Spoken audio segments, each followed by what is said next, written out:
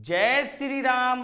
बस्तर 2024-25 बस्तर 2024-25 में जब पहली बार सेमेस्टर एग्जाम हुआ था तो केमिस्ट्री में ये प्रश्न पूछा था, चरक संहिता पर संक्षिप्त टिप्पणी लिखिए।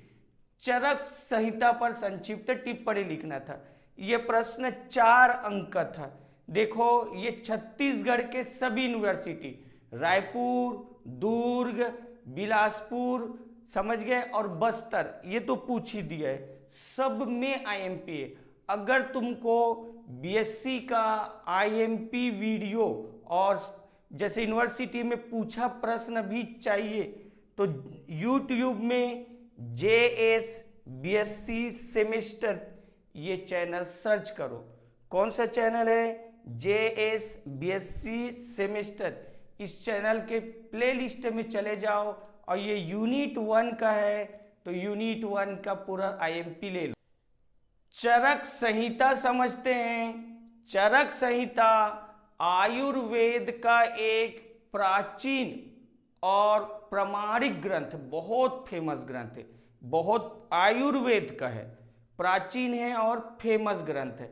तो हम लोग पहला पॉइंट यही लिख दिए, चरक संहिता आयुर्वेद का एक प्राचीन एवं प्रामाणिक ग्रंथ है। अच्छा, एक चीज और सुनो, ये आयुर्वेद का ग्रंथ है तो किसके बारे में होगा? तो नॉर्मल से बात है, ये रोगों के उपचार के बारे में होगा, रोगों के कारण के बारे में होगा, उसके लक्षण के बारे में होगा। तो इस पुस्तक में यही लिखा है। तो सेकेंड लाइन यही लिखे, यह ग्रंथ शरीर के रोगों का कारण, रोगों के लक्षण और रोगों के उपचार के विस्तृत जानकारी देता है।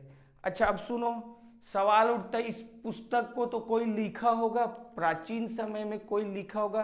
तो हाँ, ध्यान से सुनो, अत्रि मुनि नाम सुने, बहुत फेमस मुनि था। इसकी पत्नी का नाम अनसुईया था और जानते हो अनसुईया बहुत प्रतिव्रता था। एक बार पार्वती, लक्ष्मी और सरस्वती उसके प्रतिव्रता को चेक करने के लिए ब्रह्मा, विष्णु और शंकर, इन तीनों भगवान को किसके पास भेजे अनसुईया के पास।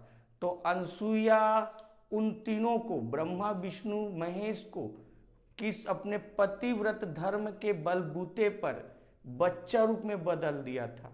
समझ गए? तो इसका कहानी अच्छे से सुनना। वही अत्रि मुनि, उस अत्रि मुनि का बेटा था पुनर्वसु, और पुनर्वसु ने ये कहा, तो यहाँ पर लिख दिए, इसे महर्षि अत्रि पुत्र, अत्रि मुनि के पुत्र पुनर्वसु द्वारा उपदिष्ट, मतलब पुनर्वसु ने कहा। और पुनर्वसु का एक शिष्य था, उस शिष्य का नाम था अग्निवेश। तो अग्निवेश द्वारा रचित, मतलब अग्निवेश ने लिखा। अत्रि मुनि का बेटा पुनर्वसु ने तो कहा और अग्निवेश द्वारा रचित, मतलब पुनर्वसु के बेटा का शिष्य था, कौन था? अग्निवेश, उसने लिखा। तथा बाद में चरक द्वारा संशोधित माना जाता है। तो बाद में चरक इसको संशोधित किया, मतलब इस पुस्तक को 3 लोगों का कहानी है। बोला किसने है? अत्रि मुनि का बेटा पुनर्वसु ने बोला।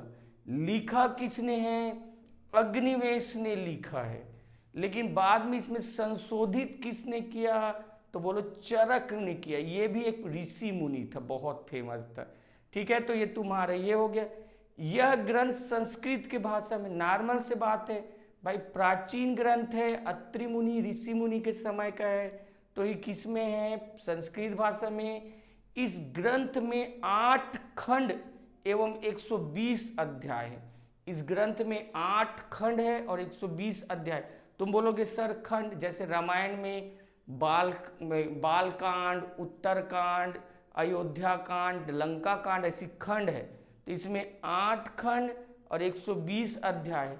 और ये जानते हो, ये रोगों के उपचार के साथ साथ स्वस्थ कैसे रहें, स्वस्थ रहने का बताता है, स्वस्थ रहने का, और साथ ही रोगों से बचने के लिए उपयोगी है। ये पुस्तक में उपचार के बारे में बताता ही है, स्वस्थ रहने के बारे में भी बताता है और रोगों से बचने के बारे में भी बताता है। तो एक काम करना, इसको वीडियो को रोक लेना और इसको छाप लेना। तुमको बीएससी सेमेस्टर का आईएमपी चाहिए तो ये जेएस बीएससी सेमेस्टर एग्जाम में चले जाना। जय श्री राम।